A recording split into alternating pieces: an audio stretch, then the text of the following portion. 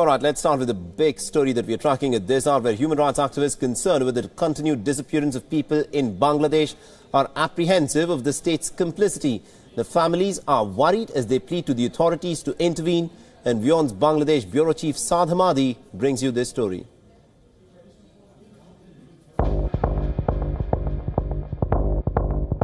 It has been more than a month since academic Mubashir Hassan went missing. An Indian website reported that a state intelligence agency had picked him up. Since then, Bangladeshi authorities have blocked access to the website. His family eagerly waits for his return. So does the family of former diplomat Maruf Zaman. He went to pick up his younger daughter from the Dhaka airport on December 4, but disappeared on the way. Police later recovered Zaman's car just 4 kilometers short of the airport. Moments before his disappearance, he called his home, the place where I'm standing, and told the housemaid that people will come and that she gave them his laptop and computer. We tried to speak to his family, but they're still not ready to appear on camera.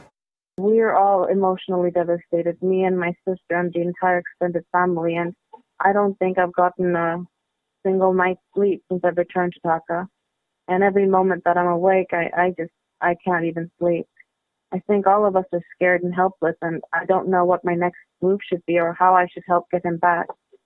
And my father has served our country with dignity throughout his entire adult life, and since we're also citizens of Bangladesh and haven't harmed anyone, we don't know why this is happening to us. All we really want is for my dad to return home, alive and unharmed. So why has the government not assured us that everything being possible is being done to get him back home, safe and sound? Me and my sister and the entire family are earnestly requesting the government of Bangladesh do everything in its power to return our father to us. Me and my sister don't really have anyone else left. According to human rights organization Odhikar, at least 80 people have disappeared this year in Bangladesh. Another 90 people disappeared in 2016. In some cases, the family members said members of security agencies in the country picked up their dear ones. If the state agencies are not involved, so then why should there be this hesitation on the part of the state to institute inquiry? And often when individuals are picked up, when families go and report to the police stations, the police refuses to accept the complaints. And in cases that they do, there is hardly any follow-up. So all these are indicative that somewhere down the line there is some involvement of, likely involvement of state machinery, and hence this reticence. The government in Bangladesh is boastful about its economic achievements and humanitarian efforts it has extended to the oppressed Rohingya refugees, but there are no answers to the mysterious disappearances. As Bangladesh celebrates the 46th Victory Day on December 16, many families look up to Prime Minister Sheikh Hasina to respond to their appeals and find their dear ones back. In Dhaka, Saad Hamadi, WION. All right, so that was the disturbing story that's been filed from Bangladesh of increasingly journalists, academicians, and now a diplomat who's been targeted and perhaps has gone missing. And to discuss more of this, we are actually joined by our Dhaka Bureau Chief Saad Hamadi. Saad, this is a clear pattern which perhaps is developing, considering the fact there are about 80 people who've gone missing in the year 2017 and 90 others, all of them journalists, academicians, and now a diplomat who's gone missing. What's happening in Bangladesh? Well, it's a very serious condition, so to speak. The continuity of these disappearances suggests that there is a clear conspiracy going on. And conspiracy, by conspiracy, I mean that there is a mystery behind these people being picked up of various profiles. Like you've mentioned, a journalist, an academic, a former diplomat, and there are also many politicians as well. So why these people have been picked up, although it's apparent to many rights organizations as well as other conscious citizens, but then again, the authorities are not willing to come to terms and explain or bring an explanation as to why they're being picked up. And given that the law enforcement agencies are sometimes pointed by the families that they are the ones or members of these agencies have picked them up, if they are not investigated or inquired as to the incidents. So it's a serious situation. You know, whenever incidents like this happens, the recourse is to try and go and complain to the government. Here it's being said in the report that sometimes it's government agencies who have detained people who then mysteriously go missing. Has the government said anything at all about these people that it has picked up for questioning or for whatever reasons that it seems fit, and then they've not returned back? Well, Home Minister Asaduzzaman Khan in Bangladesh has said that many of these disappearances are voluntarily done by people, by individuals, to tarnish the image of the government. But that's barely or hardly an explanation, given that the number is so high. It's 80 this year. The year is not completed. There were 90 other cases in 2016, and since 2009, according to Odhikar, the disappearances are more than 400.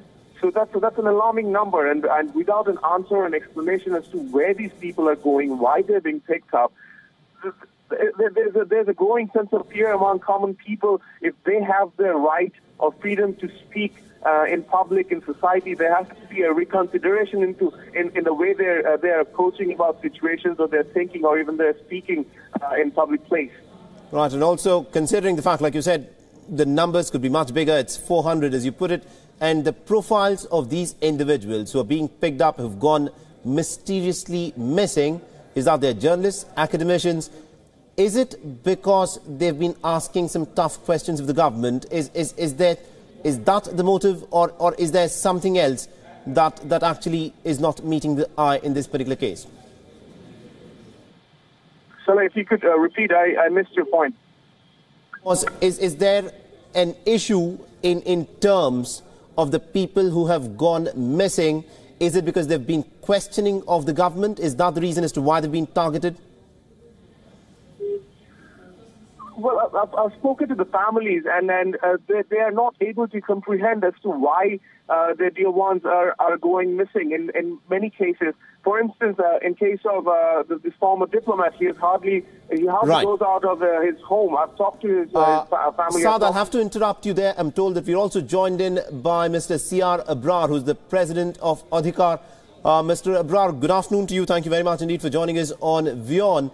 Now, this is a bit of a very disturbing report that's in fact been filed of increasing number of disappearances of people who may have perhaps questioned the government in terms of its omissions and commissions.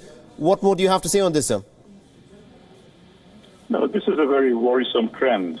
I mean, in the past also people have disappeared, and it appears now even diplomats, those who are socially pretty well established, they are also becoming targets of this dastardly act. And what is more worrisome is there is not much of a progress in trying to find out what is happening to these individuals. In the past, there was a state of complete denial. Even authorities sometimes suggested that these people are hiding for doing some misdeeds. But things were not unearthed, and as a result, it turned out that sometimes what happened is these people were shown arrested days, even after weeks after they were actually what the families claim to have been picked up by law enforcement agencies. So this is a major, and in one instance, actually, what we found is the individual concerned, the renowned politicians, turned up in India. So these are very difficult times that we are going through. And we hope that authorities take this issue very seriously, so that whatever is happening to these individuals, do not happen, and things are put to order. Do you see a clear pattern as to why these disappearances are taking place? Is it because the government is being targeted, or is there some specific individuals who are perhaps within the government who are being targeted? Are they raising uncomfortable questions about corruption scandals? What's happening? No, it is difficult to say that because, members of political opposition, those who hold dissenting views, they have been the targets. So obviously we can understand what would be the source of that. But also there are other individuals, and it is precisely for this reason, to unearth this mystery. I guess an independent commission need to be instituted, and that has been demanded by rights activists. And this is something the government should acknowledge, that there exists a problem, and that problem needs to be met head-on. And unless that is done, I think those who are doing these acts, are enjoying somewhat complete impunity.